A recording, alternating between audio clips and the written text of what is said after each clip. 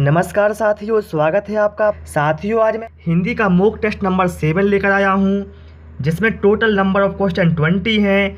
आप कितना स्कोर करते हैं वो हमें कमेंट करके अवश्य बता दें। और आप लोग ये सोचें, हम एग्जाम हॉल में बैठे हैं और एक क्वेश्चन को सॉल्व कर रहे हैं। तो चलिए साथियों, शुरू करते हैं प्रश्न क्रमांक 1 से। निम्न में से कौन सा बारिश का पर्यायवाची शब्द नहीं है? मेघ, पयोद, घन या फिर अम्बुज। तो देखिए साथियों, मेघ, घन और पयोद ये भैया बारिश के पर्यायवाची होते हैं, लेकिन जो अम्बुज है, अम्बुज बारिश का पर्यायवाची नहीं होता, बल्कि जो अम्बुज है यह कमल का पर्यायवाची होता है।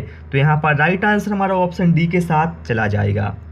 प्रश्न क्रमांक 2 पर आते हैं। विचारों की अच्छी अभिव्यक्ति किस प्रकार के प्रश्नों से में हो सकती है? वस्तुनिष्ठ, अति लघुत्तरात्मक, निबंधात्मक या फिर लघु उत्तरात्मक।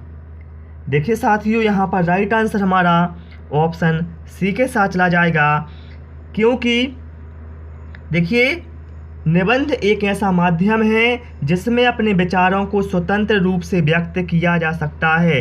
अतः हम कह सकते हैं विचारों की अच्छी अभिव्यक्ति निबंधात्मक प्रश्नों में हो सकती है। प्रश्न क्रमांक 3 पर आते हैं। इनमें से पुल्लिंग शब्द बताइए। उम्मीद, आशा, बचपन, बेकारी। तो यहाँ पर राइट आंसर हमारा ऑप्शन सी के साथ चला जाएगा। जो बचपन है यह पुल्लिंग शब्द है, इम्पोर्टेंट है, कई बार एग्जाम में पूछा गया है, ध्यान रखना। बाकी उम्मीद, आशा और बेकारी ये भैया स्त्रीलिंग है। प्रश्न क्रमांक 4 पर आते हैं। बालकों को लिखना सिखाने से पहले यह आवश्यक है: अक्षर सिखाना, 12 खड़ी सिखाना, लेखन संबंधी जिज्ञासा उत्पन्न करना या फिर उनको क्रियाशील बनाना।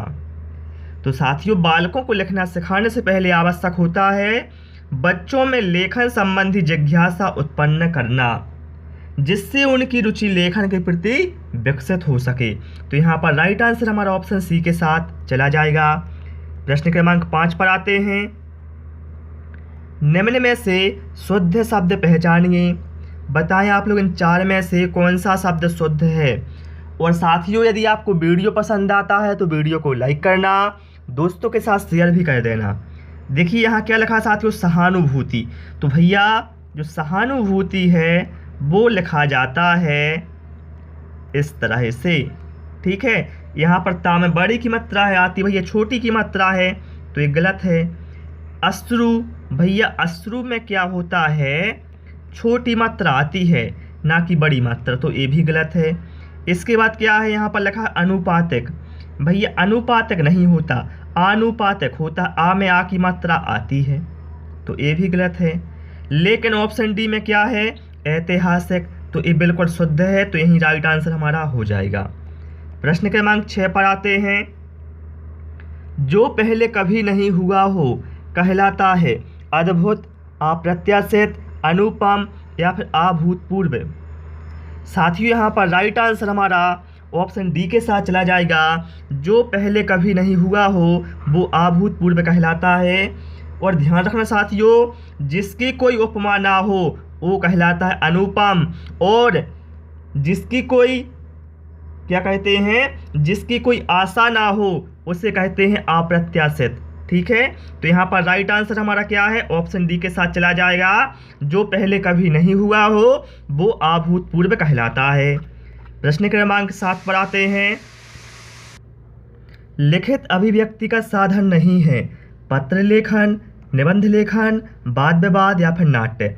भैया लिखित अभिव्यक्ति से मतलब है जिनमें हम अपने भावों को लिखित रूप से व्यक्त करते हैं। तो देखिए पत्र लेखन, निबंध लेखन और नाट्य के माध्यम से क्या होता है, हम अपने जो भाव हैं उनको लिखित रूप में अभिव्यक्त करते हैं। लेकिन देखिए साथियों, यहाँ पर हम क्या है, वाद विवाद। तो भैया वाद विवाद लिखित अभिव्यक्ति का साधन नहीं है, बल्कि वाद विवाद मौखिक अभिव्यक्ति का साधन है। प्रश्न क्रमांक 8 पर आते हैं। शिक्षण कौशल का उपयोग किया जाता है कक्षा के अंदर, कक्षा के बाहर, ए और बी दोनों, या फिर इनमें से कोई नहीं। तो भैया शिक्षण कौशल का जो उपयोग है चाहे कक्षा के अंदर हो या कक्षा के बाहर, इन दोनों जगह उपयोग किया जाता है। तो यहाँ पर राइट आंसर हमारा ऑप्शन सी के साथ चला जाएगा, ए और बी दोनों। प्रश्न क्रमांक 9 पर आते हैं। पाखंडी व्यक्ति के लिए एक उपयुक्त मुहावरा है, बताएं आप पाखंडी व्यक्ति के लिए उपयुक्त मुहावरा क्या होगा।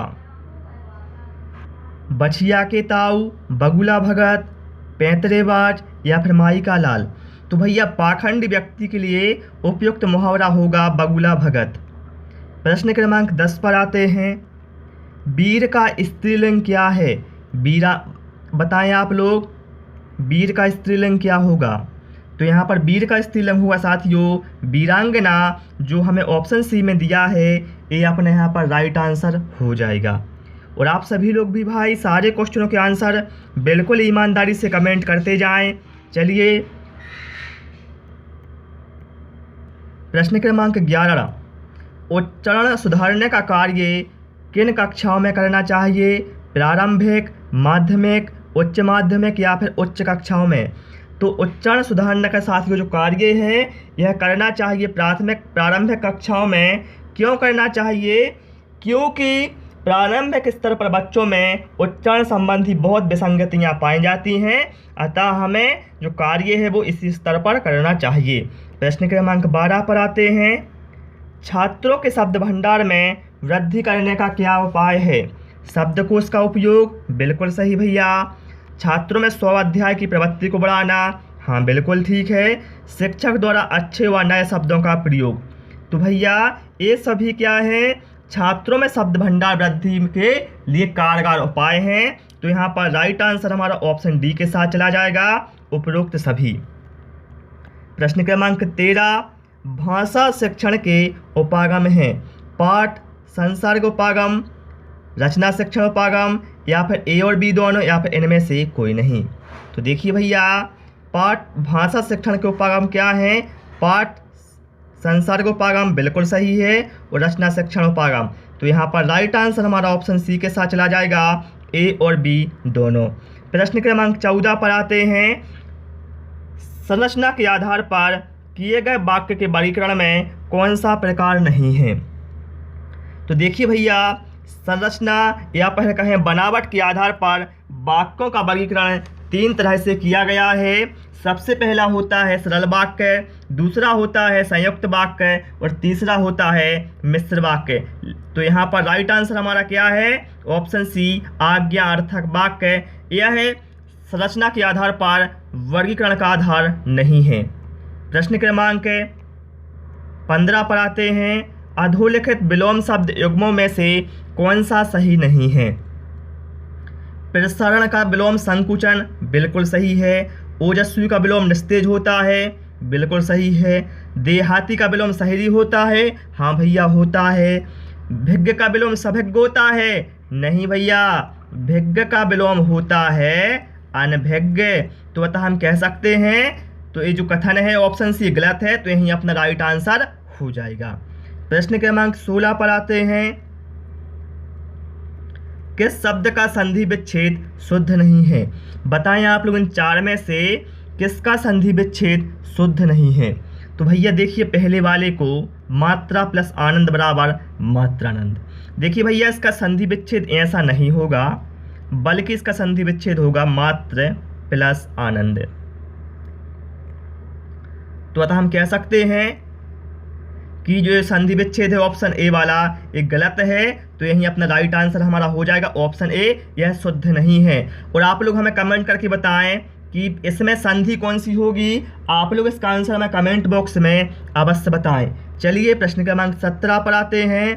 कौन सा शब्द कामदेव का पर्याय नहीं है, अनंग, मनसेज, कदर्प या फिर अरविंद।